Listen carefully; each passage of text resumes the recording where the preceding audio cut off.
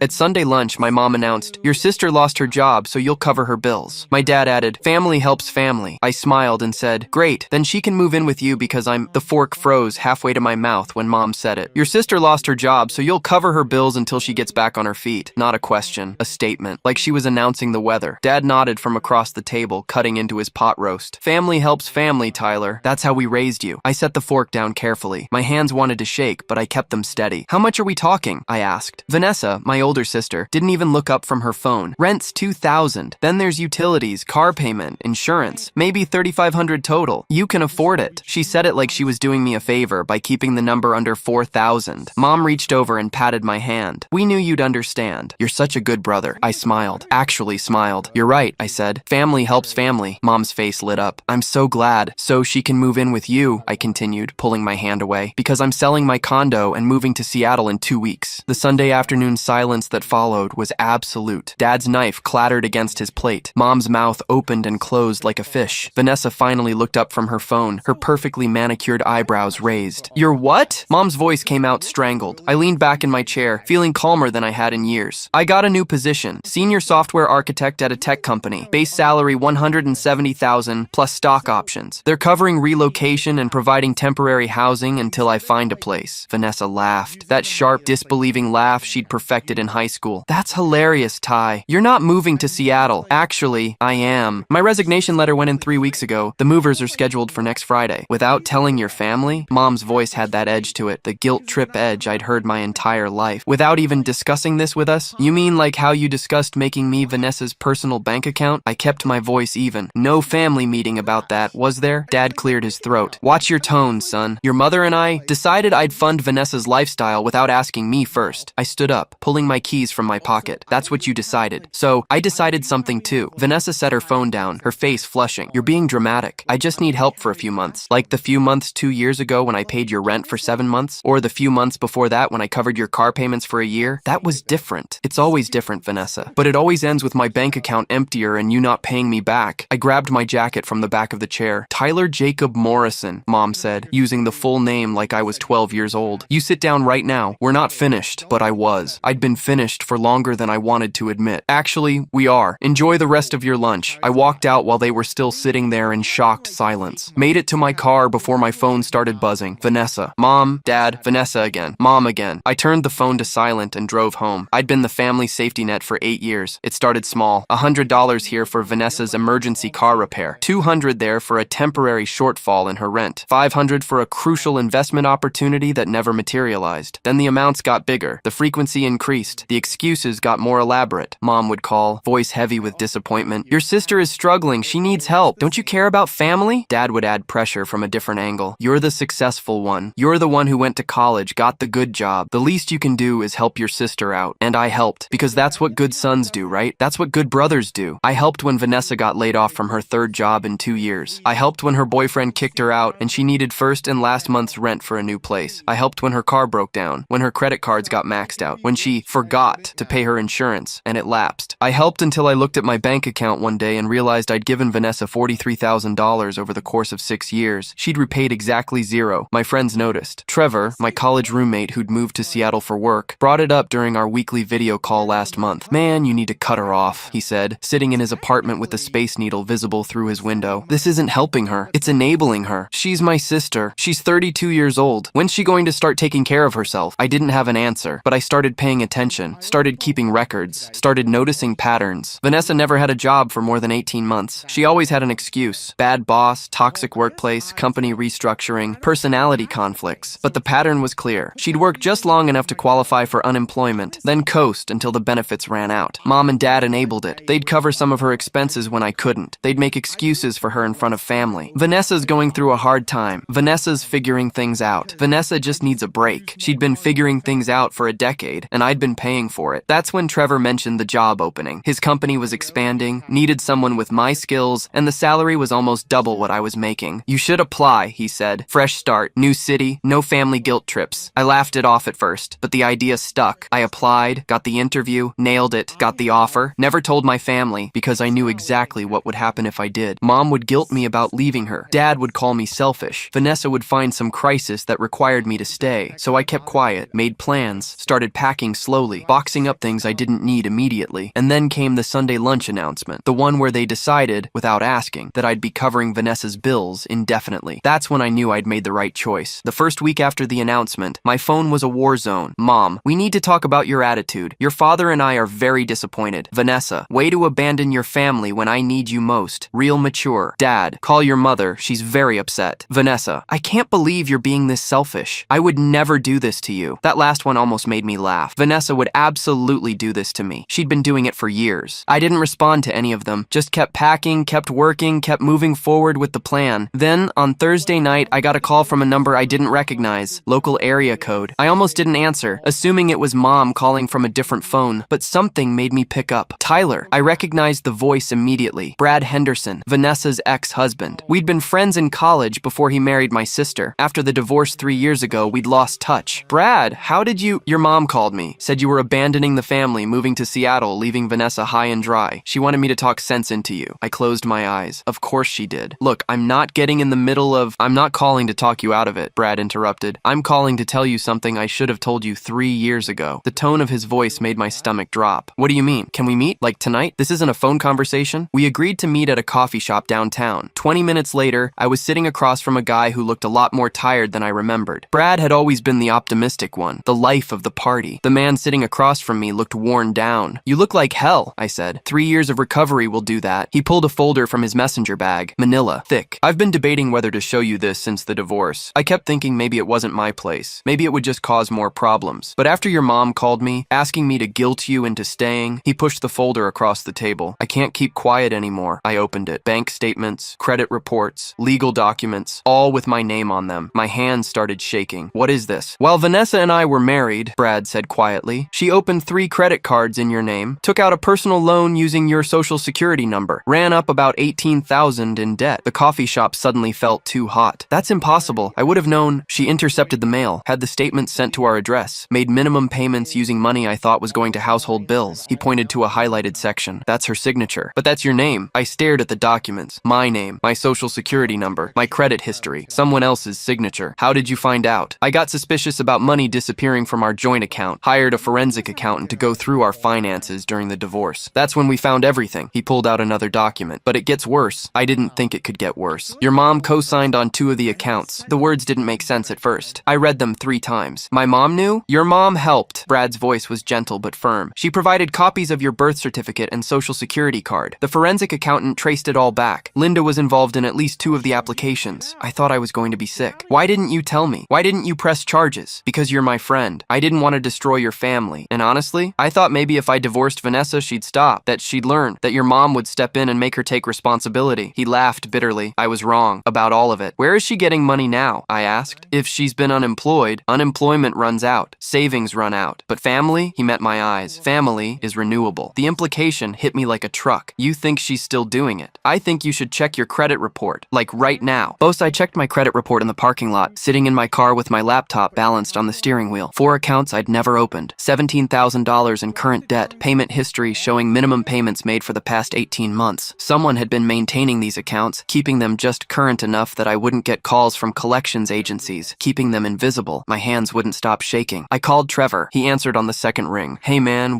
They've been stealing my identity. The words came out strangled. Vanessa and my mom, credit cards, loans, for years. Trevor's silence was heavy. Then, you need a lawyer, like yesterday. I don't even know where to start. I have a guy. A friend's divorce attorney handled identity theft as part of the case. Let me make a call. An hour later, I had a name. David Sterling, attorney at law. 15 years specializing in fraud and identity theft cases. I called first thing Friday morning. His secretary got me in for an emergency consultation that afternoon. David Sterling's office was downtown, 12th floor, with a view of the city I was about to leave. He was in his late 40s, gray at the temples, with the calm demeanor of someone who'd seen every variation of human betrayal. Family identity theft is more common than people think, he said, reviewing the documents Brad had given me and my credit reports. And it's particularly insidious because the victims usually discover it too late. The statute of limitations starts running from when the fraud occurred, not when you discovered it. Can I do anything? Absolutely. But you need to understand what you're getting into. Filing a police report against family members, potentially pressing criminal charges. This will destroy those relationships permanently. They're already destroyed, I said. I just didn't know it yet. David nodded like he'd heard that before. First step, we need a forensic accountant to document everything. Then we file a police report. Then we freeze your credit and dispute every fraud fraudulent account. After that, we can pursue civil litigation for damages and criminal prosecution if you choose. I choose, he made a note. I have someone I work with regularly, Jennifer Walsh. She's been doing forensic accounting for 20 years. She's thorough and she's good in court if it comes to that. I met Jennifer Walsh that same afternoon. She was in her 50s, sharp-eyed, with the kind of organized energy that suggested she'd spent decades tracking money trails. Family fraud cases are emotionally complicated, she said, spreading my credit reports across her desk. But financially, they're often straightforward.